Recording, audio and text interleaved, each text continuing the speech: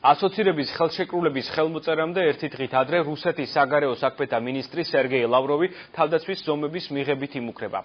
ლავროვის განცხადებას ქართული მხარე გამოეხმაურა. ზურაბ ბაბაშიძე არ გამორიცხავს, რომ დოკუმენტის ხელმოწერის შემდეგ რუსეთმა საქართველოსთან ეკონომიკური სავაჭრო ურთიერთობების თვალსაზრისით პირობებს გადახედოს. რა შეფასებები მოყვა დღეს თბილისში ლავროვის განცხადებას ნახეთ მაკა ანდრონიკაშვილის რეპორტაჟში. ასოცირების ხელშეკრულების ხელმოწერამდე ერთი დღით ადრე მოსკოვი ხელმომწერ ქვეყნებს ეკონომიკური სანქციების დაწესებით ემუქრება. რუსეთის პირველი დიპლომატი სხვა დეტალებს ჯერჯერობით არ აკონკრეტებს, თუმცა აცხადებს, რომ კრემლი გადაწყვეტილებებს მსოფლიო სავაჭრო ორგანიზაციის მიერ დადგენილი წესების მიხედვით მიიღებს. რუსეთი მზადაა უკრაინასთან, საქართველოსთან და მოლდოვასთან ამ ქვეყნების მიერ ასოცირების ხელშეკრულებაზე ხელმოწერა განიხილოს, თუმცა თუ კი ამას დსთ-ს თავისუფალი სავაჭრო ზონისთვის ნეგატიური ეკონომიკური შედეგები მოჰყვება, მაშინ კრემლი მსოფლიო სავაჭრო ორგანიზაციის კანონებით განსაზღვრულ თავდაცვით ზომებს მიმართავს. ჩვენ არა მხოლოდ მზად ვართ, არამედ მოვუწოდებთ მათ მოლაპარაკებებისკენ. ბაროზო ჩვენს პრეზიდენტს სატელეფონო საუბრისას დაჰპირდა კიდეც, რომ სამიტამდე აუცილებლად გაიმართებოდა კონსულტაციები, მაგრამ ჯერ არაფერი ხდება. ევროკავშირთან ასოცირების ხელშეკრულების გაფორმების შემდეგ რუსეთიდან მოსალოდნელ საფრთხეებზე საუბრობს ქართული მხარეც. ოფიციალური თბილისი მოსკოვს საკითხის ეკონომიკურ ჭრილში განხილვას ურჩევს.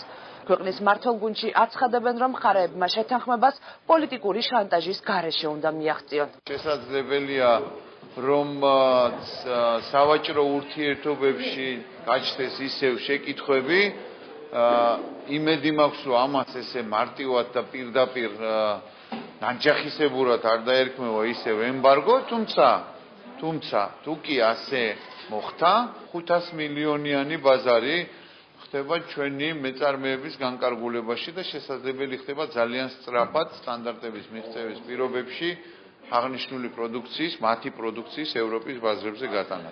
საქართველოს ევროკავშირს შორის ასოცირების შეთანხმების გაფორმების შემდეგ რუსეთის მხრიდან საქართველოსთან სავაჭრო ეკონომიკური ურთიერთობების გადახედვის შესაძლებლობას არ გამორიცხავს ზურაბ ბაბაშიძე. რუსეთთან ურთიერთობების საკითხებში პრემიერ-მინისტრის სპეციალური წარმომადგენელი მიიჩნევს, რომ ლავროვის გზავნილში პირდაპირი საფრთხე ამ ეტაპზე არ ჩანს. თუმცა თვლის, რომ რისკების თავიდან ასაცილებლად ქვეყნებს შორის ექსპერტების დონეზე მოლაპარაკებების გამართვა აუცილებელია. შეიძლება რაღაც პირობები შეიცვალოს. რუსეთის მხრიდან შეიძლება იყოს მცდელობა, რომ გადაიხედოს რაღაცა პარამეტრები ამ ვაჭრობისა, სავაჭრო ურთიერთობებისა. მე ამჯერადაც არ ვარ იმის მომხრე, რომ რაღაც ზედმეტი დრამატიზება მოვახდინო ამ სიტუაციის და რაღაც კატასტროფული სცენარების მოლოდინში ვიყო. ზედმეტად პოლიტიზირებული და არაადეკვატური ასე აფასებენ რუსეთის საგარეო საქმეთა მინისტრის განცხადებას ქართველი ექსპერტები.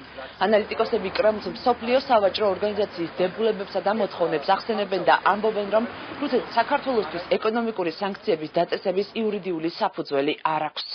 არ არის გამორიცხული, რომ გარკვეული სანიტარული ნორმების დარღვევის მოტივით განხორციელებული შეზღუდვები საქართველოს მიიღოს.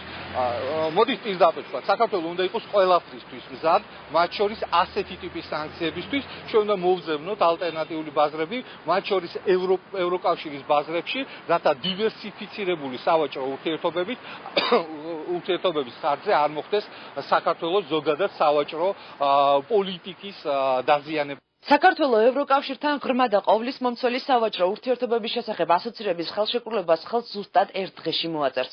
ხელმოწერის ცერემონია ბრიუსელში ხვალ თბილისის დროით 11 საათზე დაიწყება.